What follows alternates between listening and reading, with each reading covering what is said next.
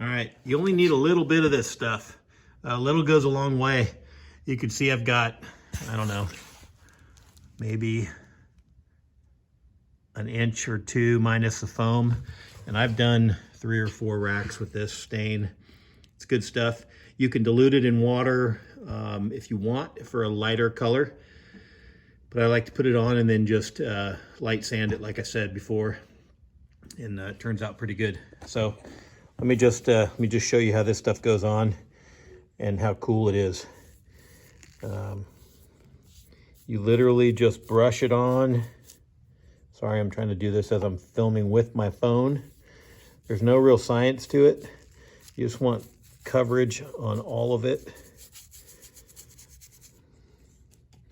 And what I found is I made the mistake. I had one bleaching, and then I did the exact same thing that I'm doing now. And then I went to spray off the bleach before I sealed this with a matte spray, a clear coat, and the stain all washed off. So note to self that let this dry for, I don't know, I'd say a good week. You'll be able to tell if it gets real tacky. If it's still tacky, just let it go. Just leave it alone. And you can see how this stuff, it covers a lot.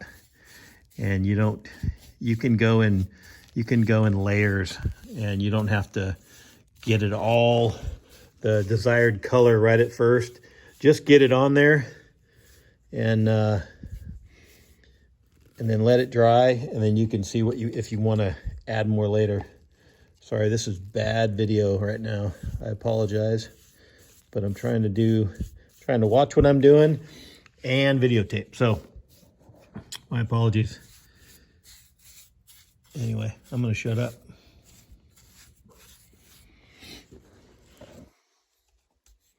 And the brow tines, if you've seen deer, they're always a little darker, a little more gnarly.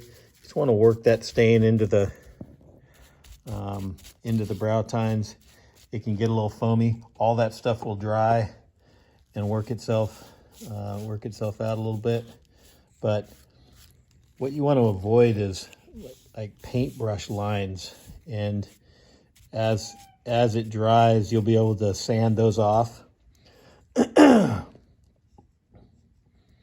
But just get in there and just be real careful around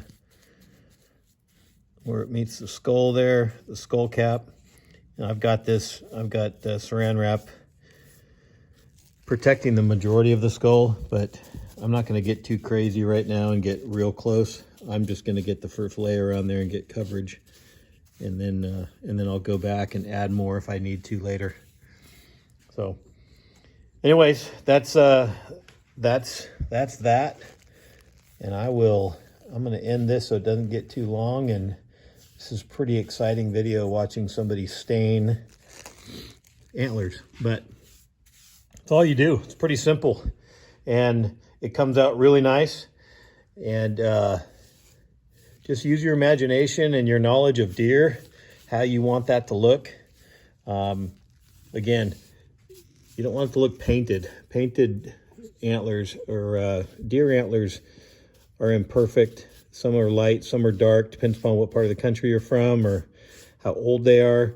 A lot of variables, so just use your imagination, play with it a little bit, and you can see how some of that stuff I painted earlier, or that I applied earlier, it can get painted and you can get brush strokes, which you want to avoid.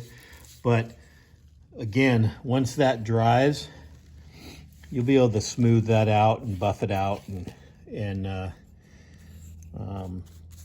make it look more natural. This thing was so white that I know I'm going to need several layers on it. So that's what I'm going to do. I'm not going to go for the ultimate color yet, but you can see where, like over here, how white that was and what a difference it makes. Just using a small paintbrush. I'm sure you can use a rag or whatever, but again, this is stuff I got from Mackenzie's. Antler stain number 2, the brown, and just a little bit. You can see how much I have left, and I've almost done the entire thing. I just need to do the backside. But hope this helps. Good luck, guys. I will post another video when I've got it all mounted up on the piece of wood back there that I got from Hobby Lobby for 10 bucks. And I just put a little walnut stain on it, letting that set.